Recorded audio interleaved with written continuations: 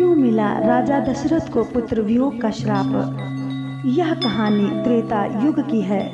उस समय श्रवण कुमार नाम का एक बालक था। उसके माता पिता अंधे थे और उन्होंने श्रवण को कई मुसीबतों का सामना करते हुए पाला था। श्रवण कुमार बचपन से ही अपने माता पिता का बहुत आदर करता था। जैसे जैसे श्रवण बड़ा होता गया, उसने घर की जिम्मेदारी अपने कंधों पर ले ली। वह रोजाना सुबह उठकर सबसे पहले अपने माता पिता को स्नान कराने के लिए तालाब से पानी भर कर लाता था। उसके बाद वह तुरंत जंगल की ओर लकड़ियाँ बीनने जाता। फिर लकड़ियाँ लाने के बाद श्रवण चूल्हा जलाकर माता पिता के लिए खाना बनाता था। श्रवण को इतनी मेहनत करते देख उसकी माँ हमेशा उसे टोकती थी। वह कहती थी, श्रवण बेटा, तुम इतना सारा काम अकेले क्यों करते हो? खाना तो मुझे बनाने दिया करो, मैं आसानी से बना लूँगी। इसके बदले तुम थोड़ा आराम कर लिया करो। माँ की इन बातों को सुनकर श्रवण कुमार कहता, नहीं माँ, मैं ये सारे काम आप लोगों के लिए ही तो करता हूँ। भला अपनी माँ बाप के लिए किए गए कामों में कैसी थकान, उल्टा मुझे तो खुशी मिलती है। श्रवण कुमार की इन बातों को सुनकर उसकी माँ भावुक हो गई। वो रोज भगवान से प्रार्थना करती, हे प्रभु, इतना ध्यान रखने वाला श्रवण जैसा बेटा हर माता पिता के घर पैदा हो। श्रवण के माँ बाप नियमित रूप से भगवान की आराधना करते थे। वह उनके लिए फूल और पूजा की अन्य सामग्री लाता, फिर खुद भी बिना देर किए माता पिता के साथ पूजा में शामिल हो जाता था। श्रवण कुमार धीरे धीरे बड़ा हुआ और जल्दी से घर के कार्यों को खत्म करके बाहर काम पर निकल जाता था। एक दिन श्रवण अपने माता पिता के साथ बैठा था। तभी उन्होंने श्रवण से कहा, बेटा, तुमने हमारी हर ख्वाहिश पूरी की है। अब हमारी केवल एक ही इच्छा है जिसे हम पूरी करना चाहते हैं। यह सुन श्रवण ने उनसे पूछा, ऐसी कौन सी इच्छा बाकी है जिसे आप पूरा करना चाहते हैं? आप केवल आदेश दें, मैं आपकी हर ख्वाहिश को पूरा करूंगा। इस पर श्रवण के पिता ने कहा, बेटा, अब हम बूढ़े हो चुके हैं और हम चाहते हैं कि मरने से पहले तीर्थ यात्रा के लिए जाएं। भगवान के शरण में जाकर हमें सुकून की प्राप्ति होगी। अपने माँ बाप की बात सुनकर श्रवण कुमार सोचने लगा कि वह उनकी इस इच्छा को कैसे पूरा करेगा। उस समय बस और ट्रेन की सुविधा नहीं थी, साथ ही उसके माता पिता देख भी नहीं सकते थे। ऐसे में उन्हें तीर्थ यात्रा कराना भला कैसे संभव हो पाता। तभी श्रवण कुमार को एक तरकीब सूझी। वह तुरंत बाहर गया और वहां से 2 बड़ी टोकरी लेकर आया। उसने उन दोनों टोकरियों को एक मजबूत डंडे में मोटी रस्सी के सहारे लटकाकर एक बड़ा सा तराजू बना लिया। फिर श्रवण कुमार ने उस तराजू में अपने माँ बाप को बारी बारी से गोद में उठाकर बिठा दिया।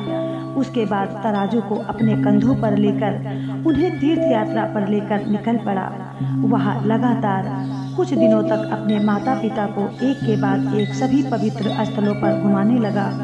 इस दौरान श्रवण कुमार ने अपने माता पिता को प्रयाग से लेकर काशी तक के दर्शन कराए। माता पिता को घुमाते समय श्रवण कुमार उन्हें उन जगहों के बारे में भी बताते चलता था, क्योंकि वह आंखों से उस दृश्य को नहीं देख सकते थे।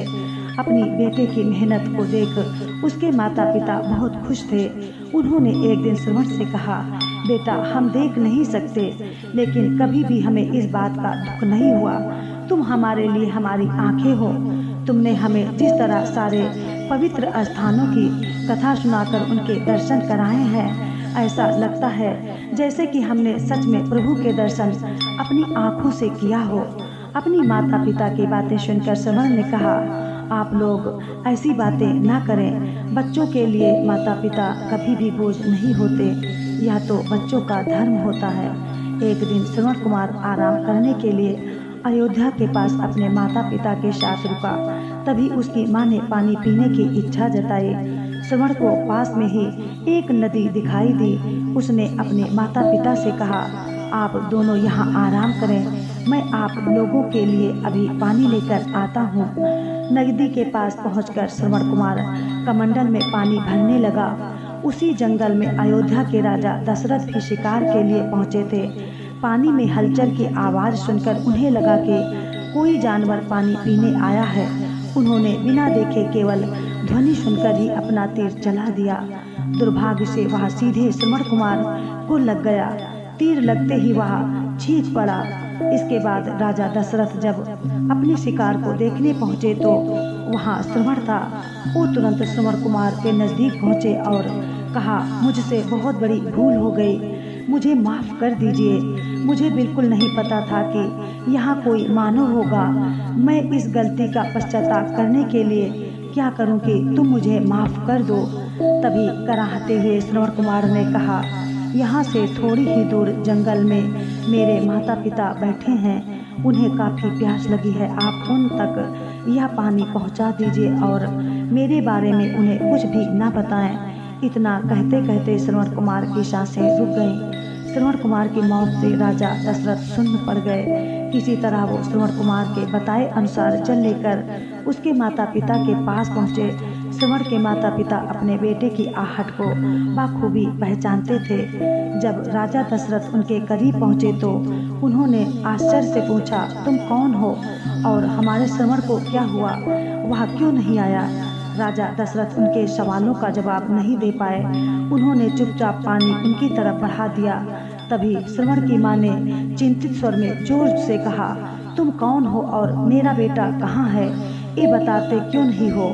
श्रवण की माँ की चिंता देखकर राजा दशरथ ने कहा, माँ मुझे माफ़ कर दीजिए। शिकार करने के लिए मैंने जो तीर चलाया था वो सीधे आपके बेटे श्रवण को जा लगा। उसने मुझे आप लोगों के बारे में बताया, इसलिए मैं यहाँ पानी लेकर आया। इतना कहकर राजा दशरथ चुप हो गए। राजा दशरथ की बात सुनकर श्रवण की माँ जोर जोर से रोने लगी। उन दोनों ने अपने बेटे की मौत के गम में राजा दशरथ के लाए हुए पानी को हाथ तक नहीं लगाया। श्रवण के पिता ने तभी राजा दशरथ को पुत्र वियोग का श्राप दे दिया। कुछ ही देर बाद श्रवण के माता पिता ने अपने प्राण त्याग दिए। बताया जाता है कि श्रवण कुमार के पिता के श्राप के परिणाम स्वरूप ही राजा दशरथ को अपने पुत्र राम से दूर रहना पड़ा था। राजा दशरथ के इस श्राप को पूरा करने के लिए ही भगवान राम को 14 वर्षों का वनवास हुआ, जिसका माध्यम दशरथ की पत्नी कैकेयी बनी। श्रवण के पिता की ही तरह राजा दशरथ भी अपने बेटे से दूरी को बर्दाश्त नहीं कर पाए और उन्होंने अपने प्राण त्याग दिए। बोलो जय श्री राम।